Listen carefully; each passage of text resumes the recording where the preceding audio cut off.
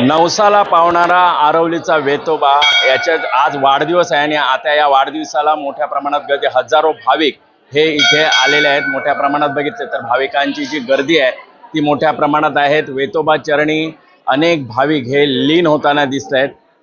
या वेतोबाचे एक महत्त्व आहे की या वेतोबाला केळ्याचा घडाचा नैवेद्य हा अर्पण केला जातो आणि इथून अर्पण केल्यानंतर हजारो भाविक हे इथे वेतोबा चरणी लीन होतात।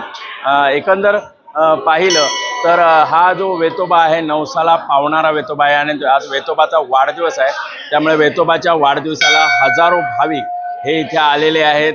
आणि विशेष म्हणजे यावेळी महाप्रसादाचं आयोजन असतं आणि या महाप्रसादाला हजारो भाविक आहेत ते इथे गर्दी करतात।